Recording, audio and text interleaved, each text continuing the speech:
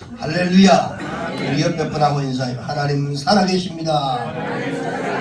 지금도 우리와 함께 계십니다. 아멘. 하나님은 우리 인생을 큰 목적을 가지고 창조를 하셨습니다. 그리고 나를 이 땅에 보내실 때에 지금까지 내가 살아왔던 삶의 여정을 통해서 여러 가지 여정들이 있습니다. 여정을 통해서 하나님의 계획을 펼치시기를 원하고 계십니다. 할렐루야. 여호와를 경외하라고 하라고 최성자 권사님이 옆에서 사인을 막 하고 막 그럽니다. 기도에 너무 은혜 받아가지고. 할렐루야. 우리 시편 34편 9절 말씀, 너희 성도들아 여호와를 경외하라. 그를 경외하는 자에게는 부족함이 없도다. 아멘. 할렐루야. 원숭이도 떨어질 때가 있다.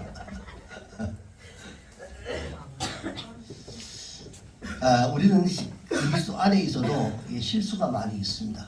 사람이기 때문에 어쩔 수 없는데 하나님은 이런 것들을 다 종합해서 다 우리를 아시고 다 이끌어가고 계신 줄 믿습니다. 우리는 나는 어떤 존재인가 자꾸 하나님 앞에 물어봐야 됩니다. 그리고 우리가 신앙생활이든 사회생활이든 간에 우리가 문제가 생겼을 때는 하나님께 이 문제를 어떻게 풀어야 합니까? 이 문제를 어떻게 해결해야 좋습니까? 하고 자꾸 여쭤봐야 되고요. 그리고 푸는 방법들을 자꾸 찾아야 됩니다. 이런 것들을 풀지 않고 가면 계속해서 이게 사람이 잘못됩니다. 오늘 우리가 읽었던 이 본문의 말씀에는 어떤 내용들이 있냐면 내가 누군가, 아니면 왜 하나님이 나를 왜 창조하셨을까? 그리고 왜 하나님께서 그 많은 사람들 가운데서 나를 선택했는가? 왜 내게 복을 주셨는가? 라고 하는 이 말씀에 대해서 구체적으로 얘기를 하고 계십니다. 4절 5절의 말씀 보니까 이렇게 얘기합니다. 우리 같이 한번 읽어볼까요? 내 안에 거하라. 나도 너희 안에 거하리라. 가지가 너의 붓이 있지 아니하면 스스로 열매를 맺을 수 없음같이 너희도 내 안에 있지 아니하면 그러하리라.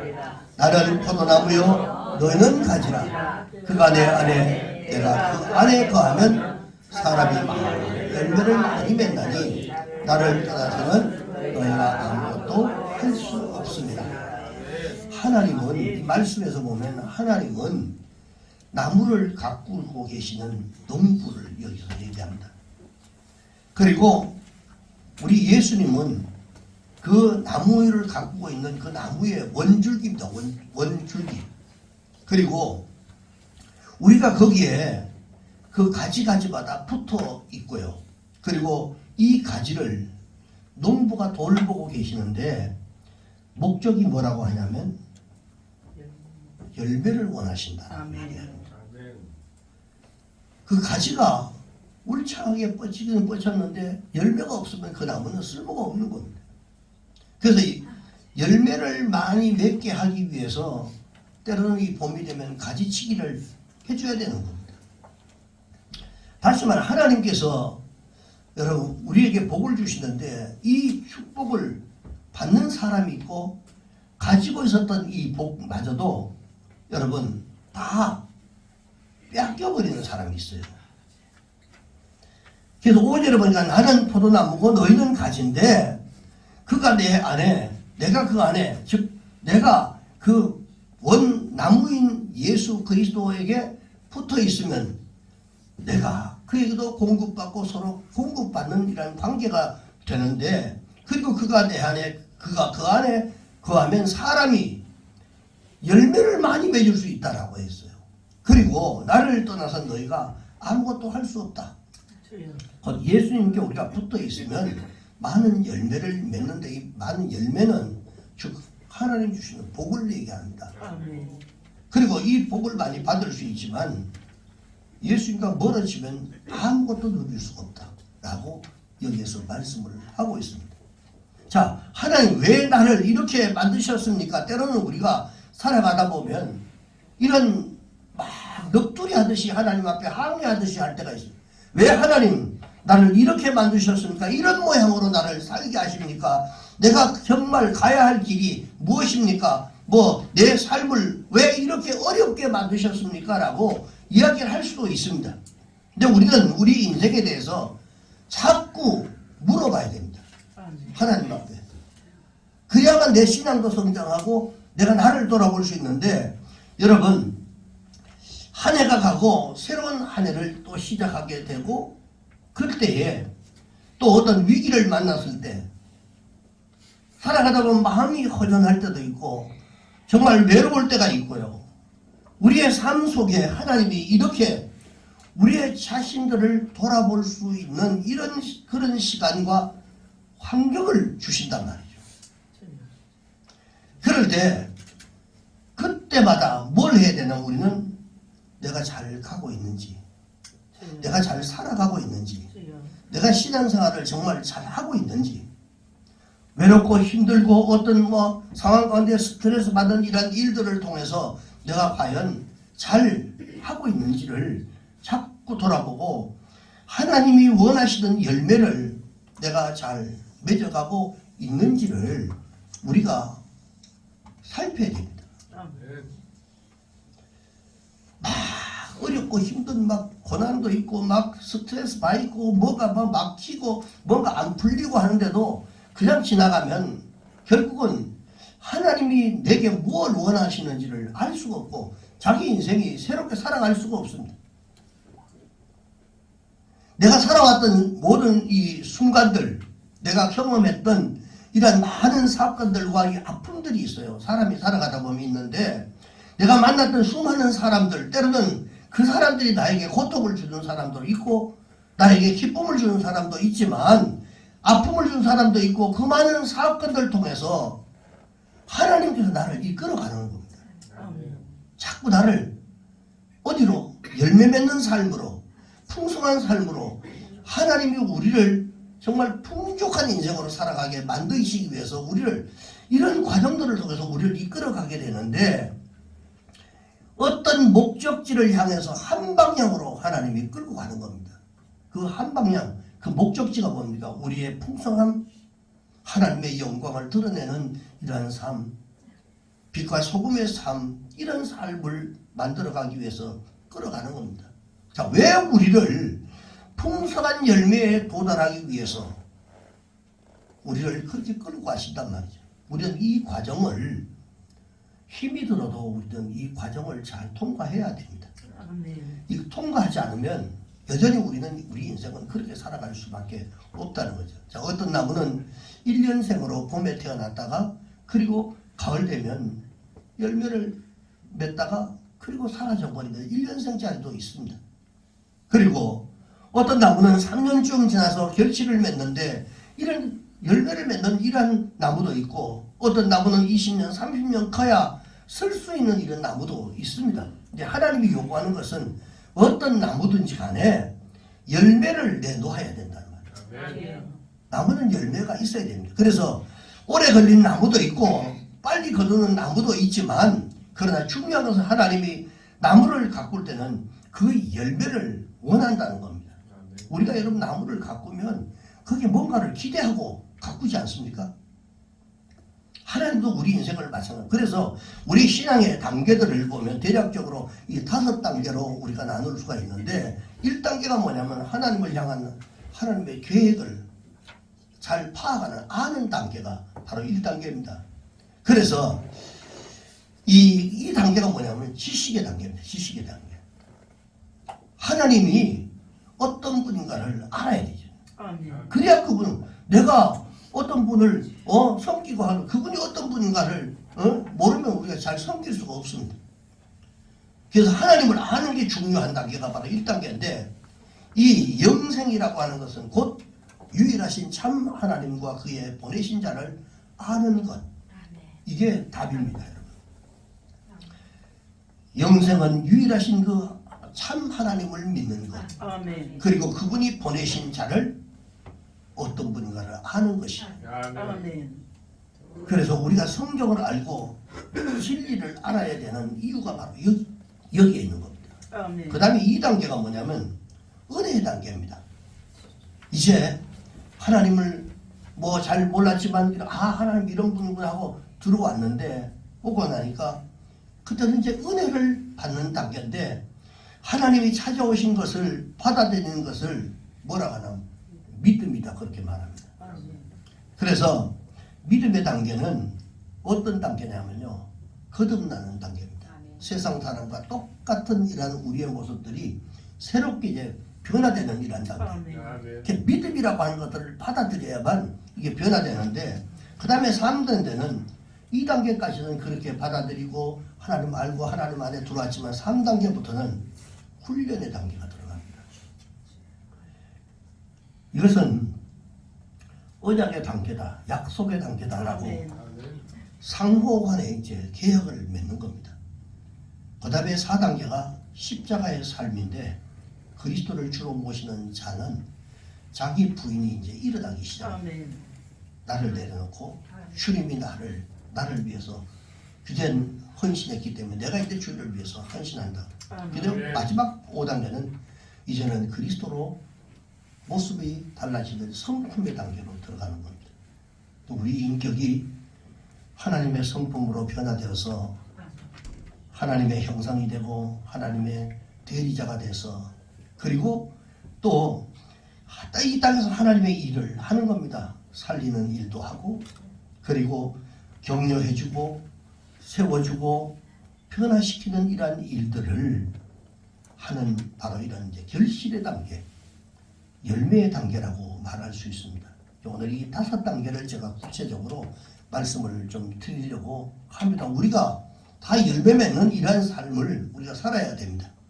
자, 첫 번째 단계가 이 지식의 단계, 하나님의 계획을 우리가 아는 단계인데, 이사야 43장 7절을 보니까 내 이름으로 불려지는 모든 자 곧 내가 내 영광을 위하여 창조한 자를 오게 하라. 그를 내가 지었고, 그리고 내가 그를 지었고 내가 그를 만들었느니라. 할렐루야. 자, 우리를 창조하시고 지으시고 만드신 목적이 뭐냐면 내 영광을 위해서라고. 하나님의 영광을 위해서. 우리의 삶 자체가 하나님의 영광을 위해서입니다. 그래서 자녀가 여러분 그냥 자라나는 게 아닙니다. 자녀가 어떻게 그냥 자랍니까? 부모의 의도가 있죠. 자식을 낳았으면 그 자식에 대한 의도하는 바가 있는데, 이 아이가 대학에 가서 어떤 재능 교육을 받고 이런 얘들 보니까 이런 재능이 있는 것 같으니까 내가 이렇게 이쪽으로 방향을 잡아줘야 되겠다, 뭐 이런 의도하는 것이 있어요. 그 목적이 있단 말이에요. 그때 부모가 그냥 일방적으로 계획을 세우는 게 아닙니다. 그러면 이 자식은 잘못돼요. 자녀에 대한 지식을 가져야 되죠.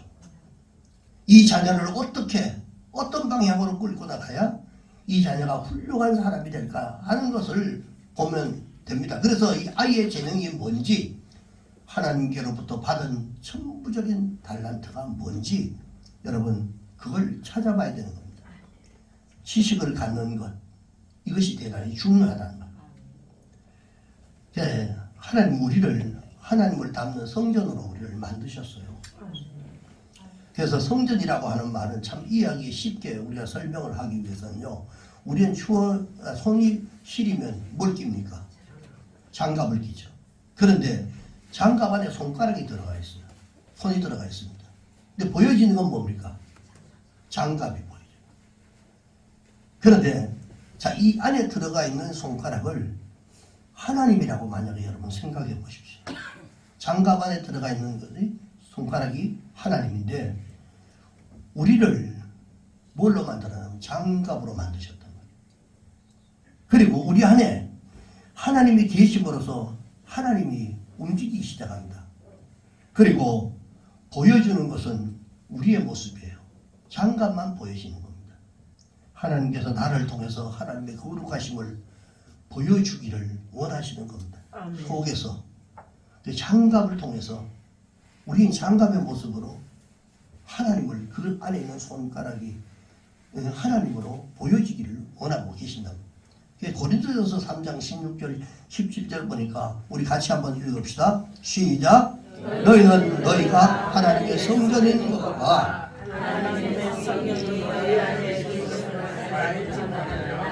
누구든지 하나님의 성전을 더럽히면 하나님의 그 사람을 멸하시리라. 하나님의 성전은 거룩하니 너희도 그러하니라. 자, 너희 안에 하나님의 성전 삼으시고 우리 안에 계신단 말이에요. 그래서 여러분, 성전을 우리가 하나님의 성전을 더럽히면이라고 하는 이 말은 그래서 예수 믿는 사람은요, 그래서 술 담배를 거둬야 돼요. 이 안에 하나님 계시는데 담배 뻑뻑 피워가지고 이 안에서 여러분 하나님 만약 계신다고 생각해 보시죠. 완전히 민방공 훈련시키는 것도 아니고 얼마나 힘들겠어요. 자, 우리는 태어날 때부터 우리의 유전인자가 다 오염되어서 태어났습니다. 성경적으로 말하면. 그래서 우리 안에 잘못된 영이 우리를 지배함으로써 배우지 않아도 죄를 짓고 배우지 않아도 남을 미워하고 해코지 하는 이런 것들이 우리 인간의 속에 습성들이 있단 말이에요. 그랬던 우리가 어느 날 의지적으로 자기가 결단하고 그리고 내 안에 주인이 바뀌어버립니다. 그리고는 이제 더 이상 내가 악한 영이 아닙니다. 나는 하나님입니다. 하나님의 사람입니다. 라고 했다고 해서 우리 안에 죄가 없어지고 악한 영이 없어지는 게 아니란 말이죠. 여전히 우리가 고백해도 우리는 그런 모습으로 살아갑니다. 계속 선악보 앞에 서 있는 사람처럼 우리는 계속 그것을 선택을 해야 되는 거예요. 자, 하나님이냐 악한 영이냐, 내 감정을 선택할 것이냐 아니면 진리를 선택할 것이냐, 그것을 내가 결단을 해야 되는 거예요. 자, 우리 몸이 악한 영이 이용했던 바로 거처였어요. 근데 이것을 회복하기 위해서는 우리가 계속 결단을 해야 되는데, 내가 예수 믿기로 결단하고 성령을 체험하고 난 이후부터는 이 몸은 거룩한 몸이요 구별된 몸이 되는 거란 말이죠. 그래서 내 몸을 내가 거룩하게 구별시켜야 할 이유가 뭐냐? 구별된 성전으로 내가 창조되었기 때문에 그렇습니다. 그래서 우리 안에 계신 그분을 우리가 잘 모시고 더러워지지 않도록 자신을 잘 보존하라고 하는 겁니다. 그래서 여러분, 뿐만 아니라 성전으로서 우리는 예배의 도구가 되어야 된다라고 합니다. 살아있는 제물로 우리가 하나님 앞에 올려져야 됩니다. 그 다음에 두 번째 단계는 은혜의 단계입니다. 그것을 믿음의 단계라고 제가 말씀을 드렸습니다. 하나님이 나를 설득시키기 위해서, 때로는 나를 감동시키기 위해서요, 조건 없이 성탄을 통해서 나를 찾아오십니다. 아무런 자격도 없고, 그리고 누추하고 연약한 마구간 같은 존재지만 거기에 찾아오신 거예요. 주님이 무조건적인 사랑입니다. 네가 좋아하든 싫어하든 무조건적으로 찾아오신 거예요. 우리를 사랑하시기 때문에. 에베소서 5장 8절에 보니까 너희가 전에는 어둠이더니 이제는 주 안에서 빛이라. 빛의 자녀들처럼 행하라. 어둠에 있던 우리를 빛 가운데로 주님이 초청해 주신 거예요. 그리고 나를 설득하기 위해서 계속 나에게 포커스를 맞춥니다. 그리고 내가 부족해도, 내가 좀 허물이 좀 있다 할지라도, 내가 문제가 많아도 하나님은 계속 나를 설득시키고 소위 프로포즈 하는 거예요. 계속. 여러분 깊이 우리 한번 생각해 보십시오. 내가 나를 생각해 봐도 정말 한심할 때가 있어요. 왜 내가 이렇게 한다고 해놓고 왜 이렇게 못하지? 나 이렇게 살아야지 라고 해놓고도 그렇게 못할 때 계속 끊임없이 반복하는 잘못된 것들을 선택하고, 그리고 그대로 또 이건 안 된다, 잘못된 것이라고 하면서도 계속 그 길을 가는 우리를 보면 때로는 너무 답답하단 말이죠. 자, 여러분, 그래도 하나님은 계속 우리가 좀 부족해도 연약해도 계속 우리에게 여러분 계속 프로포즈 하는 거예요. 계속. 거기에 내가 응답하면 그때부터 네 알겠습니다. 내가 이제 하나님 뜻대로 살아보겠습니다라고 응답하면 그때부터 나를 하나님의 자녀로 삼아주시고 그리고 아버지의 혜택을 다 누리게 하는 거예요. 하나님의 혜택을 가지고 있는 모든 혜택을 누리게 하는데 얼마만큼 자녀의 혜택이 크냐면요. 아버지가 수입이 많습니다. 그러면 그 혜택을 누가 받습니까? 가족들이 다 받는 거죠. 그래서 예수님의 부요하심이 하나님의 부요하심을 다 누릴 수 있도록 나를 자녀 삼아 주시는 겁니다. 아멘. 이 열매를 맺으라는 겁니다. 이 열매를. 하나님이 무엇이든지 너희가 구한 대로 다 주시겠다는 아멘. 이 엄청난 것들을 우리가 받아 누리며 살아야 되는데 이것 때문에 우리가 그렇게 살아가도록 만들기 위해서 우리를 부르셨고 그리고 그렇게 살으라고 하는 겁니다. 예수님이 십자가를 지시고 죽으시고 부활하시고 승천을 하셨습니다. 그걸 내가 믿기만 하면 그 놀라운 십자가를 통해서 얻어지는 죄사함과 부활의 능력을 통해서 우리가 얻어지는 거듭남 그리고 새로워지는 새로운 인생을 출발한 그리고 음부의 권세 사망의 권세를 이기고 내가 승리할 수 있는 이 모든 이 조건들 그것을 하나님 주신다는 다시 말해서 한마디로 말하는 존귀함을 우리에게 주신다라고 얘기합니다. 명예로운 자가 되고 영광스러운 자가 되고 그리고 하나님 앞에 쓰임받는 존귀한 자가 되는 건데 이 모든 혜택은 예수님을 믿고 하나님의 자녀가 되면 그대로 다 얻게 된다는 거예요. 바라는 것이 아니고 그냥 주시는 겁니다. 이게 은혜입니다. 자, 이걸 신학적 용어로 뭐냐면 신적 교환이다 이렇게 말합니다. 신적 교환. 우리가 뭔가를 해서가 아니라 자, 내 허물 내 약한 것들을 다 가져가시고 그 대신 하나님 아버지 안에 있는 모든 부요함을 다 내게 주시는 거예요. 그대로. 그래서 실제로 우리의 가정이 그렇지 않습니까? 우리 아이들이 어렸을 때 실수하면 누가 책임집니까? 부모가 다 책임져 주는 거예요. 우리 아들 초등학교 때 가다가 자전거 타고 가다가 그냥 계란집에 계란 쌓아놓은 그거 브리키를 못 잡아가 받아가지고 계란 다 박살이 났어요. 난리가 났는데 그걸 누가 아들이 변성해 줍니까? 부모가 다 우리가 다 변성해 줬어요. 죄송합니다 그러고 실수해도 부모가 그걸 해결해 주는 겁니다. 자, 이것은 지식의 수치를 부모가 다 가져가는 거예요. 그리고 부모의 풍요로움을 다 주는 겁니다. 부모가 여유가 있으면 교육적인 이런 혜택이나 문화적인 혜택 전부 받잖아요. 이것이 바로 두 번째 단계입니다. 그래서 일방적으로 하나님이 우리에게 모든 걸 다 줬어요. 지금 우리가 다 누리고 있는 겁니다. 그것을 받아들이는 사람은 복 받는 사람이고 복을 누릴 수 있는 사람이고 가지고 있는데도 그걸 받아들이지 못하면 결국은 있는 복마저 빼앗긴다는 아까 서두에 말씀드렸던 바로 이런 차원이죠. 그다음 세 번째 단계가 뭐냐면 이제 이런 과정들이 일방적으로 하나님이 내게 찾아오시고 그리고 또 이제 하나님께서 내가 좀 잘못해도 부모가 다 책임져줬던 2단계까지 왔지만 이제 신앙에 3단계가 들어가면 그때는 훈련의 단계로 들어갑니다. 광야의 단계라고 얘기도 합니다. 지금까지는 하나님께서 나에게 접근하는 단계였는데 그러나 이 3단계에 들어오게 되면 그때는 쌍방계약을 맺습니다. 이제는 일방적 관계가 아니라 상호관계입니다. 조건부로 이제 되는 겁니다. 왜냐하면 신앙이 자라나가면 그 다음엔 조건부가 되는데 우리가 연애할 때 남자가 그 자매가 좋다고 막 그냥 날마다 장미 들고 막 쫓아다니고 여러 구애를 하죠. 그런데 일방적으로 짝사랑을 하는 거죠. 이거는. 그런데 그러다가 여자가 마음이 돌아서 가지고 저 사랑을 내가 받아야 되겠다 하고 그러면 결혼을 하게 되면 그때부터는요 계약관계가 되는 거죠. 근데 이 결혼해서도 남자가 연애할 때처럼 혼자 한 딸이 나고 뭐 만약에 막 그렇다면 그 부부는 그 문제가 있는 거 아니겠어요?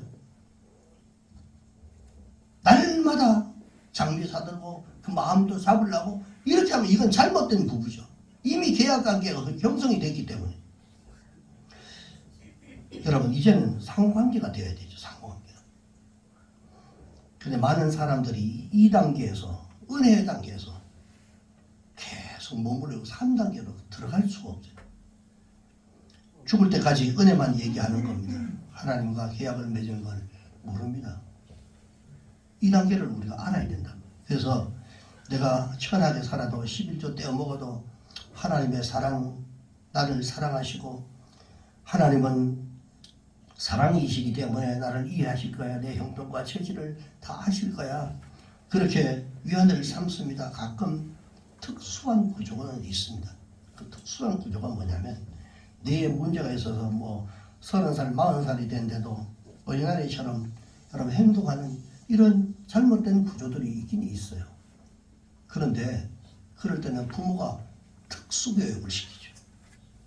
제대로 성장하고 제대로 안 됐을 때는 특수교육을 시키라도 이 아이를 바로 세워야 된다라는 생각을 하는데, 근데 이 아이를 볼 때 부모의 마음이 얼마나 아프겠어요. 마음이 너무 아프단 말이에요. 하나님이 이런 신앙을 가지고 있는 사람들을 볼 때 너무 마음이 아파요. 그래서 오늘 보면 4절에서 5절에 우리 다 같이 다시 한번 내용을 생각하고 한번 읽어봅시다. 시작. 내 안에 거하라. 나도 너희 안에 거하리라. 가지가 포도나무에 붙어있지 아니하면 스스로 열매를 맺을 수 없음같이 너희도 내 안에 있지 아니하면 그러하리라. 나는 포도나무요 너희는 가지라. 그가 내 안에 내가 그 안에 거하면 사람이 열매를 많이 맺나니 나를 떠나서는 너희가 아무것도 할 수 없습니다. 조건 붙어 있어라. 붙어 있으면 분명히 너희가 많은 열매를 맺을 수 있다. 그러나 떨어지면 내가 책임 못 진다. 결혼한 부부가 서로 존중할 때 아름다운 부부 생활을 할 수 있는 것이지, 일방적으로 이용을 당하거나 아니면 뭐 무시하거나 인격적으로 모독을 주면 정상적인 부부관계를 할 수가 없습니다. 여러분, 사랑이라고 하는 것은요, 반드시 그게 뭐가 있냐면 질투라는 게 있습니다. 그래서 성경에도 보면 질투하는 하나님이라고. 여러분 6절을 보니까 이런 관계가 되면 진노한다고 그랬습니다.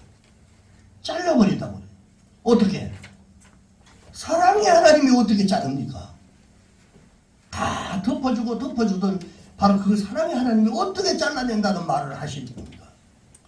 은혜의 단계에서는 상상도 할 수 없는 것이지만 성숙한 단계에 와서는요, 너 약속 지켜라. 안 그러면 내가 잘라낸다. 계약서대로 해라. 그런데 그렇지만 네가 계약서대로 하게 되면 실제로 보니까 뭐라고 하는, 무엇이든지 네가 원하는 대로 구하면 아멘. 내가 그대로 이루어주겠다. 아멘. 누가 선택해야 됩니까? 내가 선택하는 거예요. 결혼을 했는데도 통장 못 맡기는 부부가 있어요. 뭐 나는 뭐 워낙 뭐 맡기고 가지고 할 게 아무것도 없기 때문에 그냥 그렇게 살지만, 혹시 그런 사람들이 있을 수도 있어요. 왜? 서로 신뢰가 안 되기 때문에 그렇습니다. 그런데 인격적인 신뢰를 하면 나중에 통장도 맡기고 신문서가 그냥 도장 찍어버리면 날아가는 도장까지 다 맡깁니다. 아멘. 근데 그게 신뢰가 안 되면 그거 못 맡겨요. 하나님 우리를 부르실 때는 언약으로 불러주세요. 약속의 관계로 불러주셨습니다. 언약도 조건적인 언약도 있고 무조건적인 언약이 있는데, 무조건적인 언약으로 우리가 출발한다. 하나님 일방적으로 찾아오셔가지고 나를 대해주고 만나주셨고 일방적으로 했지만 나중에는 조건적인 언약으로 발전을 하게 됩니다. 내 안에 거하라. 나도 너희 안에 거하리라. 상호관계라고 하는 얘기를 하고 있는 겁니다. 그 다음 네 번째 단계가 십자가의 삶입니다. 그리스도를 주로 모시는 바로 자기 부인의 단계입니다. 이 단계에서는 하나님이 일방적으로 내게 찾아오셨는데, 이 4단계가 되면 내가 일방적으로 하나님께 양보를 해야 돼. 양보하는 단계. 계속 이 단계까지 내가 봤던 그게 습성이 남아가지고 계속 받기만 하는 단계가 아니라 나를 이제 양보하는, 이것이 십자가의 단계입니다. 자기 부인의 단계라고 얘기를 합니다. 갈라디아서 2장 20절 우리 다시 한번 읽어봅시다.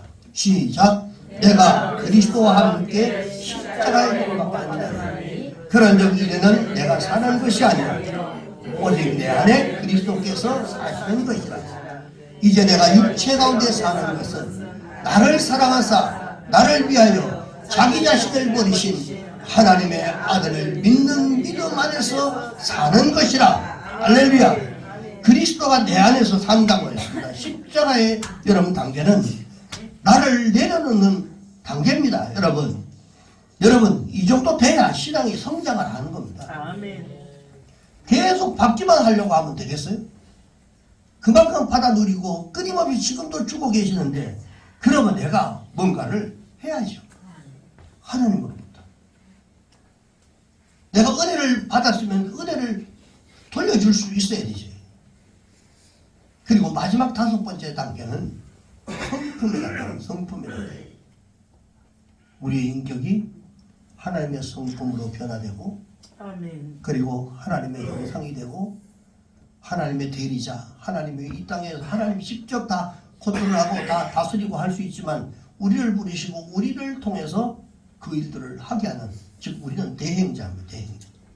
그래서 이 대행자가 되어서 이 땅에서 하나님의 일을 하는 거죠.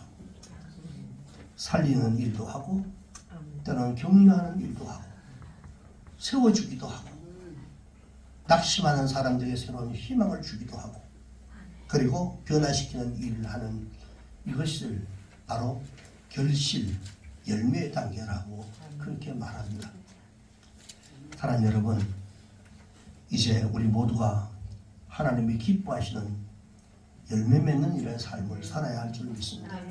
받기만 하는 단계가 아니라 이제는 하나님 앞에 하나님 감사합니다. 내가 뭔가를 내가 해드리면 좋겠습니까? 하고 드릴 수 있는 이런 믿음의 단계까지 우리가 가야 돼요. 늘 어린애처럼 계속 받아먹기만 하겠습니까? 내가 헌신하고 수고하고 나를 통해서 뭔가 조금이나마 내가 보상한 것 같고 주님 앞에 내가 뭔가를 한 것 같은 이런, 그러면서도 내가 뿌듯한 내 기쁨, 이런 걸 느끼면서 신앙생활을 해야 제대로 신앙생활하고 그것이 바로 옳은 신앙생활 아니겠습니까? 오늘 성찬을 통해서 이 은혜의 단계가 여러분들이 회복되기를 주님의 이름으로 축원합니다. 기도하겠습니다.